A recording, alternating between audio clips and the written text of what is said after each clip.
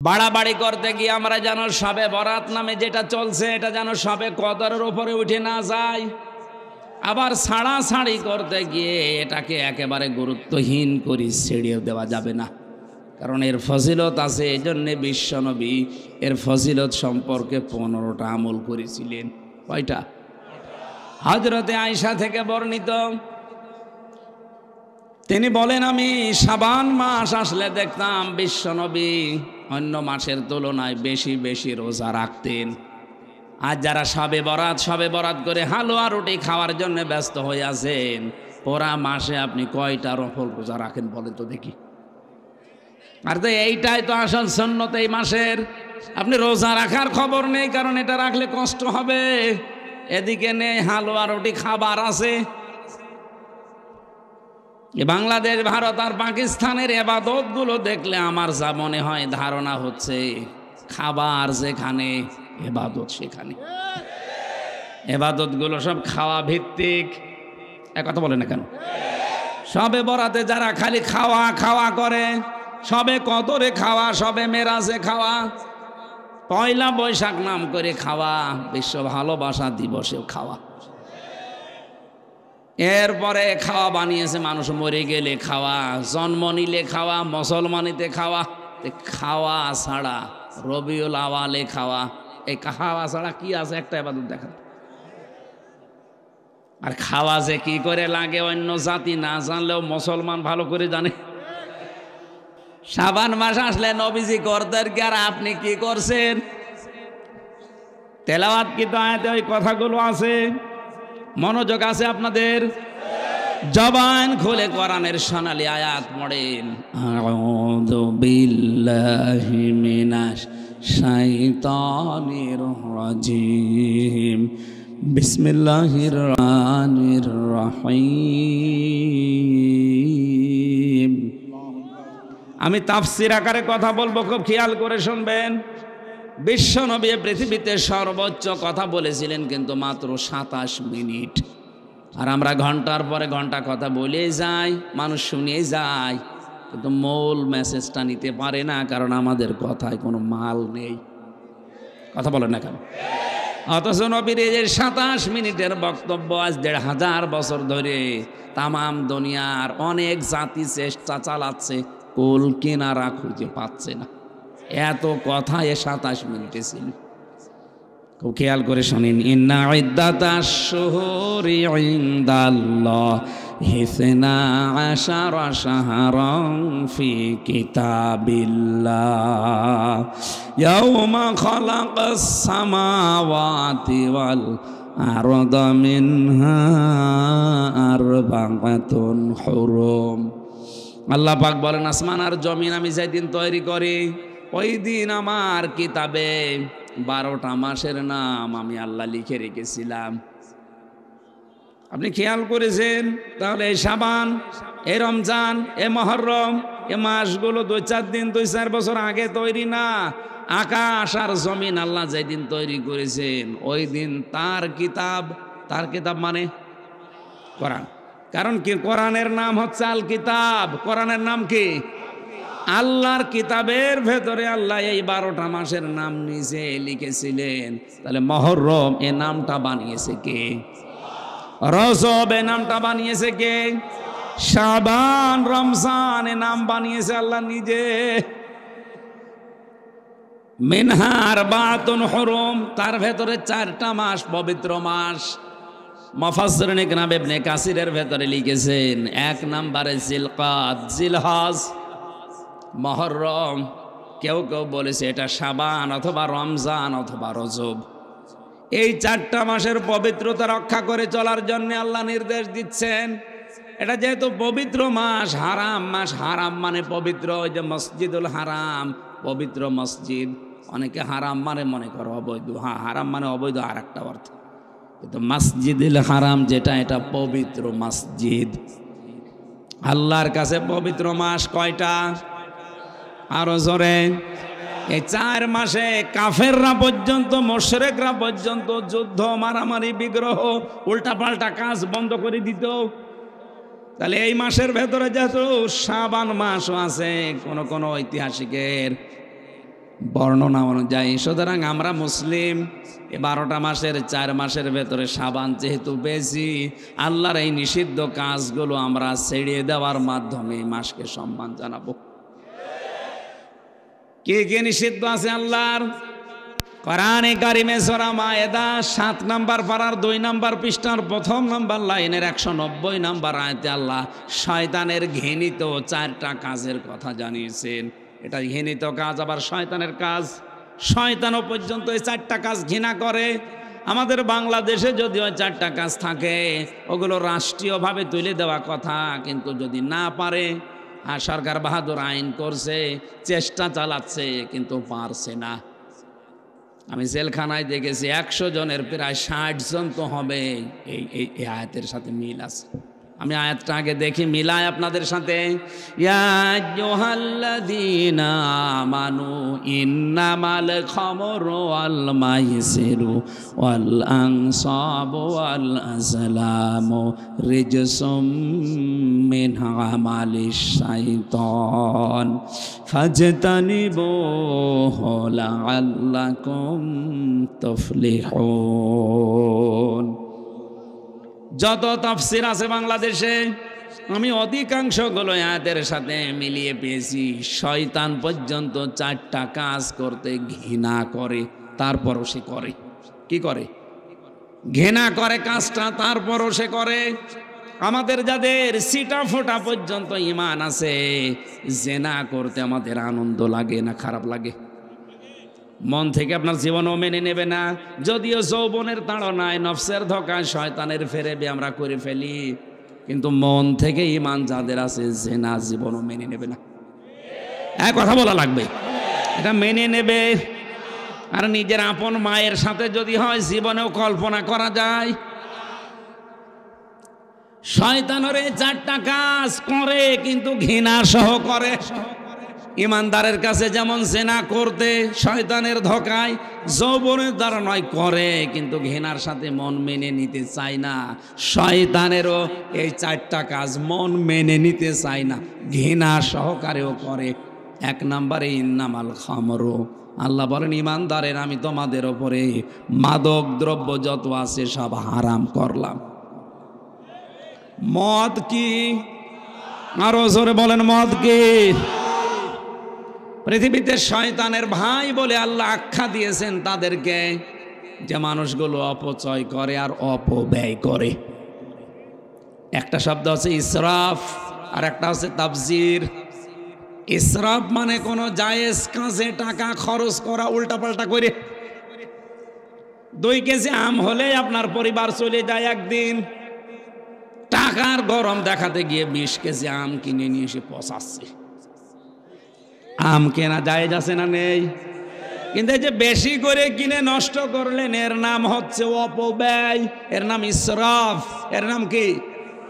এটা হারাম। এটা কি? কিন্তু এর চাইতে আরো মারাত্মক আর একটা আছে, তার নাম তাবজির। আলেম যারা আছেন, তাবজির বলা হয় আল্লাহর কোনো অবৈধ ঘোষণা করা জিনিসকে টাকা পয়সা খরচ করি ওইটা লাগানো। যেমন মদ কি? এ মদের পেছনে কেউ যদি টাকা পয়সা খরচ করে, এটা আর ইসরাফ থাকে না, ওইটা তাবজির হয়ে যায়। কোরআনে কারিমে আল্লাহ জানিয়েছেন ইন্নাল মুবাযযিরিনা কানু ইখওয়ানাশ শায়াতিন ওয়া কানাশ শাইতানু লিরাব্বিহি কাফুরা। অবশ্যই অপচয় যারা করে, আমি আবার বলছি, অপব্যয় আর অপচয় কি এক জিনিস? ইসরাফ আর তাবজির এক জিনিস না। অপব্যয় বলা হয় বৈধ কোনো জিনিস কেনার চাইতে আরো বেশি করে কেনার নাম ইসরাফ, অপব্যয়। আর অবৈধ কোনো জিনিস টাকা খরচ করে নষ্ট করার নাম তাবজির, অপব্যয়। এটা আল্লাহর কাছে সব চাইতে বড় ঘৃণিত কাজ। পড়া কোরআন শরীফ পড়ি আমি, শয়তানের ভাই এ কথা কোনো পাপের আগে শুনিনি। তাকান, কোন পাপের আগে, হ্যাঁ মায়ের সাথে জেনা করে, কিন্তু শয়তানের ভাই আল্লাহ বলেননি। নিজের আপন বোনের সাথে জেনা করেছে, শয়তানের ভাই আল্লাহ বলেননি। অথচ যারা অপচয় করে তাদেরকে আল্লাহ নিজে বলছেন এগুলো শয়তানের ভাই। শয়তানের ভাই কি? শয়তান। শয়তানের ভাই কি? আমার যদি ছোট ভাই থাকে আমি যেমন মানুষ, সেও কি? এক কথা বলেন না কেন? অপচয় যারা করছেন, আজ মদ আল্লাহ বলেন আমি হারাম করলাম, এটা শয়তানের কাছে ঘৃণিত কাজ। অথচ আজ এটা অনেক মুসলমানের কাজ হয়ে দাঁড়িয়েছে। অনেক মুসলমান এটার ব্যবসা করে খাচ্ছে। মদের ব্যবসা করা, মাদক ব্যবসা করা আর শুকরের মাংস খাওয়া কোনো পার্থক্য নেই, একই। মদ এখন বিশ্বে চলছে 4 প্রকার: নাকির, হাদ্দাবা, খাদরা, আর কি যেন আছে আর একটা। এই যে দর্শনা, চুয়াডাঙ্গার কেরুজ মিলে এটা তৈরি হয়, রিফাইন করে বাইরের দেশে যায়। মদটা হারাম করে দিয়েছিলেন 53 বছর আগে। যদি এটা বন্ধ করে বাংলাদেশে অন্য কোনো কিছু চালু করতো, এদেশে আল্লাহর রহমত আরো বেশি আসতো। কারণ হারাম জিনিসে কোনো বরকত আল্লাহ দেয় না। হয়তো চর্ম চোখে দেখা যায় বিশাল কিছু আসতেছে, কিন্তু একদিক থেকে আসবে, 5 দিক থেকে আল্লাহ কেড়ে নেবে। এই যে কুকুরের বাচ্চা হয় প্রতি বছরে বছরে 8টা 10টা করে, তারপরেও কুকুর খুঁজে পাওয়া যায় না। আর গরুর বাচ্চা বছরে একটা হয়, তারপরেও গরু যেভাবে মানুষেরা খায় কোনো অভাব হয় না। একটাই কারণ, এটা হালাল আর ওইটা হারাম। হালালে আল্লাহ নিজে বরকত দিয়ে দেয়, আর হারামে আল্লাহ বরকত তুলে নেয়। বলেন নাউজুবিল্লাহ। আজ যারা হারাম ব্যবসা করছেন, সুদের ব্যবসা, না এলাকায় সুদ নেই আছে মানে 180 মাইল বেগে চলছে। এলাকায় অনেকে চাষবাস করে খান, বিশেষ করে জমি জায়গা দিয়ে। এই যে 1 লাখ টাকা আমি এনাকে দিলাম, উনি 1 বিঘা জমি দিয়ে দিল, যতদিন জমি করে খাবো টাকা ফেরত দেওয়া লাগবে না। এটার নাম কি? লাভে লাভে চাই বলেন, বন্ধক বলেন, আপনি বুঝলেই হবে। এই বিষয়টা কি বুঝেছেন? এই এলাকায় আছে, এটা হারাম। এটা যারা করছেন হাত তোলেন তো। এরকম মানুষ যদি থাকেন দেখি আপনাকে। একজন শুধু, তাহলে তো হাদিস বলা ঠিক হচ্ছে না। আপনি যা করছেন করেন ভাই, বাকি 100 জনের 99 জন ঠিক আছে। এই এলাকায় এগুলো চলে না। এগুলো ওই লালমনিরহাট, কুড়িগ্রাম, নীলফামারী এই দিকে এগুলো চালাচ্ছে। এলাকায় যদি থাকেন, একজন হাত তুললেন মানে তার মানে আপনারা মিথ্যাবাদী। হাত তোলেন, কোনো অসুবিধা নেই। ক্যামেরা ওই রে বাবা, কত হাত তুলছে, হাতে না। এই সিটারি বাদ দেওয়া লাগবে। ভাড়া দিতে পারেন আপনি জমি, কি করতে পারেন? ভাড়া দিতে পারেন। যেটা আছে ভাড়া দেওয়ার সিস্টেমে বলে হুজুর এটা লাভ নেই, এই জন্য ওদিকে আমি নেই। আরে ভাই, শয়তান তো আপনাকে হারাম জিনিস এমন সুন্দর করে রং চং মাখিয়ে দেখাবে, মনে হবে এইটাই সব। কিন্তু আল্লাহ যদি কোনো কাছের বরকত তুলে নেয়, তামাম দুনিয়া একদিক হয়েও কিছু পারবে না। সুদের টাকা নিয়ে, ঘুষের টাকা নিয়ে 50,000 টাকা প্রতিদিন উপায় করে বাড়িতে আসবেন। আপনি বাড়িতে এসে দেখবেন ঘুষের টাকা নিয়ে আসলেন 50,000। আপনার বউ পড়ে আছে, কি গো আমার মাথা ব্যথা করছে, নিয়ে আয় ডাক্তার। ছেলের দিকে তাকিয়ে দেখবেন, ছেলে কি গো, বলেন চোখে কম দেখতেছি, নিয়ে যা ডাক্তারের কাছে। মেয়ের দিকে তাকাবেন, কি হয়েছে, বলে আমার জিনে ধরিস, নিয়ে আয় কবিরাজ। তোমার কি হচ্ছে, বলে আমার হুজুর নিয়ে আসেন, ঝাড়া লাগবে। এই যে 50,000 টাকা অবৈধভাবে নিয়ে আসলেন, এখন ডাক্তারকে, কবিরাজকে, হুজুরকে টাকা দিতে দিতে 50 নিয়ে এসেছিলেন, টাকা লাগছে আরো 20,000 বেশি। এটা যে বেশি লাগবে কেন জানেন? সূরা তাহা 16 নম্বর পারা। কোরআন বিশ্বাস করেন তো? সূরা তাহা 16 নম্বর পারা, 19 নম্বর পৃষ্ঠা, 13 নম্বর লাইনে 24 নম্বর আয়াতে 124। ওমানা আরাদা আন যিকরি ফাইন্না লাহু মাঈশাতান দঙ্কা ওয়া নাহশুরুহু ইয়াউমাল কিয়ামাতি আ'মা। আল্লাহ পাক বলেন আমার আইন বাদ দিয়ে, আমার নিয়ম নীতি বাদ দিয়ে কেউ যদি উপায় করে হারাম ভাবে, আমি আল্লাহ ওর জীবনটা সংকীর্ণ করে দেই। ওর আয় উন্নতিতে কোনো বরকত থাকে না, চর্ম চোখে দেখে কিন্তু না, আসলে ওটা বরকত না। ওর জীবনে আমি কোনো শান্তি বলতে যেটা রাখি না, কারণ শান্তি আমি আল্লাহর নাম। শান্তি কার নাম? সালাম। সালাম কার নাম? শান্তি দেওয়ার একচ্ছত্র মালিকানা আমি আল্লাহর। ওইটা তুলে নেই, এই যে দঙ্কা ওর জীবন হয়ে যায় ছোটখাটো সংকীর্ণ, বাঁচতে মনে তখন আর চাই না। সবচাইতে বড় ক্ষতি হবে ওর, ওলা হাসরুহু ইয়াউমাল কিয়ামাতি আমা। লোকটা যখন মরণের পরে কিয়ামতে উঠবে তখন চোখ থাকবে না, অন্ধ হয়ে উঠবে। এই জন্য হারাম ইনকাম যারা আছেন, সে সুদের বলেন, ঘুষের বলেন, আরে মদের ব্যবসা, ইয়াবা ডাইলের বাবার ব্যবসা করছেন যারা, থামেন। আপনি যদি মুসলিম পরিচয় দিয়ে থাকেন থামেন। অন্যান্য জাতির কথা বাদ দিলাম, কারণ ওইটা ওরা খায়। কথা বলে না কেন?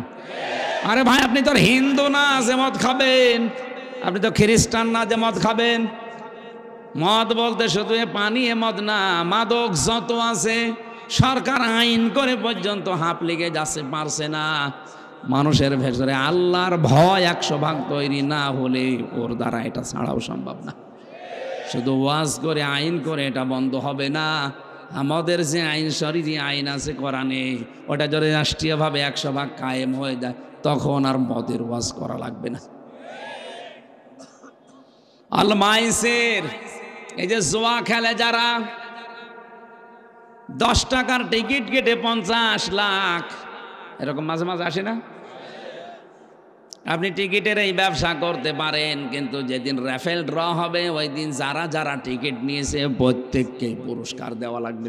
এবার একটা কলম হলেও দেওয়া লাগবে। আকাশ চুম্বি আকাশ ছোঁয়া লাভের আশায় যারা 10 টাকায় 50,000 টাকা 50 লক্ষ টাকা পাওয়ার জন্য টিকিট কেনে, তখন দেখবে একটা কলম, এটা বাদ দিয়ে দেবে। 3 নম্বরে যারা মূর্তি পূজা করেন, 4 নম্বরে যে মানুষগুলো ভাগ্য নির্ধারণের জন্য বিভিন্ন জায়গায় যান, এখান থেকে মুফাসসির ইকরাম জানিয়েছেন যে মানুষগুলো তাবিজ ব্যবহার করে এটা শিরিক। যারা হাত দেখায় গণকের কাছে, এটা শিরিক। আপনি হাত দেখে মুখ দেখে অনেক কিছু বলে দেয়, আরে বেটা তুই নিজের হাত দেখে ভাগ্য পরিবর্তন করতে পারিস না, এটা বড়াটা ধোঁকাবাজি। আল্লাহ বলেন এই 4টা কাজ আমি আল্লাহ হারাম করে দিলাম। এই যে অনেকে ডান পা বাম পা বাড়িতে যাওয়ার সময় যদি একটু পেছল খায়, যদি কাশি হয়, বলে না আজকে আর শুভ হচ্ছে না। আপনাদের তো শুভ মিয়া আছে, আপনাদের আর অসুবিধা নেই। এগুলো ধারণা করে কুসংস্কার, এটা ইসলামে কোনো জায়েজ নেই, এখান থেকে আপনি বেরিয়ে আসবেন।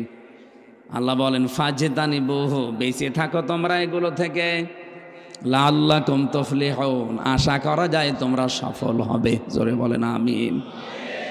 তাহলে আল্লাহর এই নিষিদ্ধ মাসগুলোতে আমরা আল্লাহর হারাম কাজগুলো ছেড়ে দিয়ে এই মাসকে সম্মান দেখাবো। 1 নম্বরে রোজা রাখার মাধ্যমে। এক কথা বলে না কেন? রোজা আপনি বাড়িয়ে দেবেন এই মাসে, যতটুকু সমর্থ আছে বাড়িয়ে দেবেন। যদি সারা মাস রাখতে পারেন তা অসুবিধা নেই, কারণ এই মাসের ট্রেনিং হয়ে যাবে আমার রমজানের শিক্ষা নেওয়ার জন্যে। সামনে যে মাস আসতে, ফামা শাহিদা মিনকুমুশ শাহরা ফালিয়াসমহু, আল্লাহ বলেন কেউ যদি রমজান মাস পায় সে যেন অবশ্যই রোজা রাখে। এ নির্দেশ কার? এই জন্য ট্রেনিং হচ্ছে এই 2টা মাস, রজব এবং শাবান। এ মাসে আপনি যদি সবে বরাত পালন করতেই চান, এই রোজা রেখে পালন করেন। সবচাইতে বড় কালকের যে রাতটা লাইলাতুন নিসফি মিন শাবান, এইটাই হাদিসের ভাষা। আপনি একেবারে ছাড়াছাড়ি করে একের বাদ দিয়ে সারা রাত ঘুমাবেন না। যতটুকু পারেন নফল নামাজ পড়েন, নফল দান সাদকা করেন, নফল কোরআন শরীফ পড়েন। আর সবচাইতে বড় সবে বরাত পালন হবে ওই রাতে। অন্তত আপনার সামর্থ্য অনুযায়ী 10টা মানুষের খোঁজ খবর রাখেন, তার কর্মজীবন তৈরি করে দিন। সবে বরাত পালন করতে চাও, খালি হালুয়া রুটি খেয়ে সারা রাত নাক ডেকে ঘুমাবা, আর ফজর পর্যন্ত এই মসজিদ ওই মসজিদ ঘোরাঘুরি করে ফজরের নামাজ না পড়ে ঘুমিয়ে পড়ছে, উনি সবে বরাত পালন করছে। বারাত শব্দের শাব্দিক অর্থ হচ্ছে মুক্ত হওয়া। বারাত মানে কি? আর সব মানে রজনী, মুক্তির রজনী বলা হয়। কিন্তু মুক্তি পাবেন কখন? আপনার দ্বারা যখন মানবতার উপকার হবে। যারা জাহান্নামে যাবে মুসলমান দাবি করার পর, ওদেরকে ফেরেশতা জিজ্ঞাসা করবে, ওই তুই তো মুসলমান, জাহান্নামে আসলি কেন? সূরা মুদ্দাসসিরের ভেতরে আছে। ওরা চারটা কথা বলবে। এক নম্বরে বলবে ক্বালু লাম নাকু মিনাল মুসাল্লিন, নামাজ পড়তাম না, এই জন্য আল্লাহ জাহান্নামে দিয়েছে। তাহলে আয়াত দ্বারা ফতোয়া বের হয়, দুনিয়ায় যদি কেউ নামাজ না পড়ে মুসলমান দাবি করে, ও আওয়ামী লীগ, বিএনপি, জাতীয় পার্টি, জামাত যাই করুক, ও জাহান্নামে। হ্যাঁ, কথা বলুন। এমনকি ফরজ নামাজ যদি কেউ ছেড়ে দেয়, আল্লাহ নিজে তার দায়িত্ব ছেড়ে দেয়। সুতরাং আজকে থেকে যতদিন বেঁচে আছেন, আজরাইল যতদিন না আসে, ফরজ নামাজ জীবন থাকতে ছেড়ে দেব না। এই কারা রাজি আছেন দেখি? লিল্লাহি তাকবীর।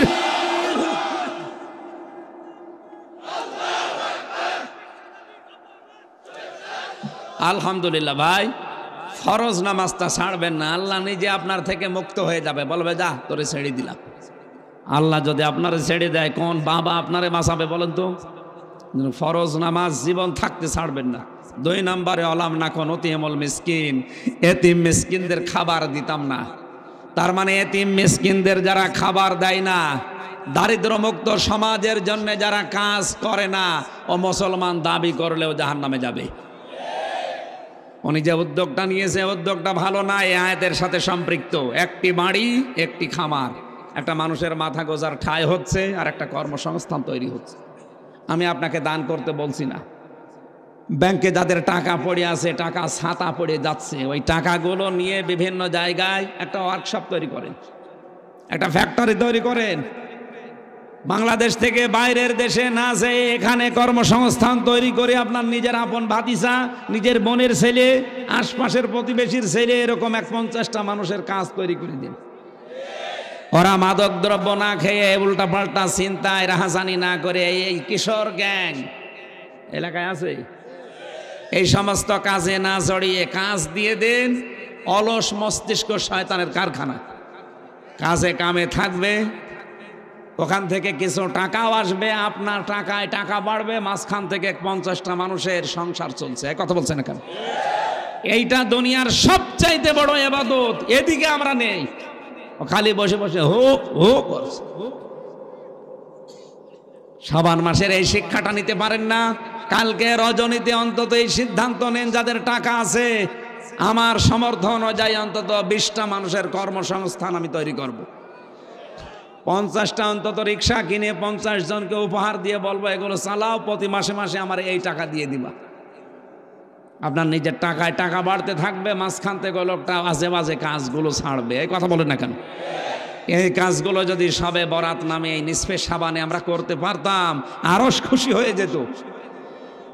এই সমস্ত কাজে কামে নেই, ও হালুয়া রুটি খাওয়ার জন্য ব্যস্ত হয়ে আছে। বাড়াবাড়িও করা যাবে না, রাতে ছাড়াছাড়িও করা যাবে না। এটা একটা ফজিলতপূর্ণ রাত, কিন্তু সবে কদরের উপরে না। সবে কদর সরাসরি কোরআন দিয়ে প্রমাণিত। কি দিয়ে? আর সবে বরাত যেটা নাম নিসফে শাবান, এটা হাদিস দিয়ে প্রমাণিত। কোরআনের ওপরে জীবনও হাদিস যেতে পারে? বলেন বলেন। আয়াতের কথা ছিল যালিকাদ দীনুল কাইয়্যিম, এইটা একমাত্র সঠিক দিন। এটার নাম দিয়েছেন আল্লাহ দিনের আগে যা আলিফ লাম আছে, যালিকাদ দীনুল কাইয়্যিম। যালিকা বলা হয় ইসমে ইশারা। কোনটা? আল্লাহ যেন তার কুদরতে হাত দিয়ে এভাবে দেখিয়ে দিচ্ছেন, এইটাই। পৃথিবীতে এখন 4500-এর উপরে ধর্ম চলছে। আল্লাহর কাছে মনোনীত একটাই মাত্র ধর্ম, তার নাম ইসলাম।